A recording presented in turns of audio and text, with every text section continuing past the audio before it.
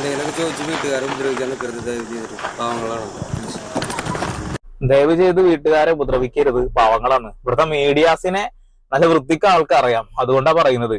ആള് വീട്ടിൽ തെളിവെടുപ്പിന് വേണ്ടിയിട്ട് കൊണ്ടുവന്നിട്ടുണ്ടായിരുന്നു. വനവകുപ്പാണ് കൊണ്ടുവന്നിട്ടുള്ളത്.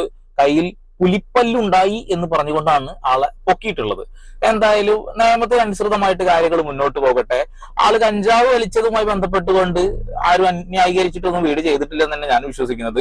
ഞാനും ഇതുവരെ ന്യായീകരിച്ചിട്ടില്ല. പക്ഷെ ചില ആളുകള് തന്തക്കും തള്ളക്കൊക്കെ കമന്റ് ബോക്സിൽ വന്ന് വിളിക്കേണ്ടത് എന്തിനാന്നറിയില്ല. ഇവിടുത്തെ നിയമങ്ങളും കാര്യങ്ങളൊന്നും അറിയാതെ കിടന്ന് കൊണക്കണതാണ്. എന്താവട്ടെ, നമ്മളിത് പരിശോധിക്കാൻ പോണതേ പ്രമുഖരായിട്ടുള്ള കുറച്ച് ആളുകളുടെ കഴുത്തിലും കിടക്കുന്നുണ്ട് മ്യാലകൾ. അതായത് സ്വർണമാലികയിൽ ചുറ്റിയ പുലിപ്പല്ല്, പുലിനഖം, അങ്ങനെ പല സാധനങ്ങളും.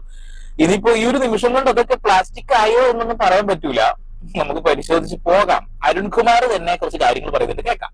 ഇനി സുരേഷ് ഗോപിയിലേക്ക് വന്നാൽ കേന്ദ്രമന്ത്രി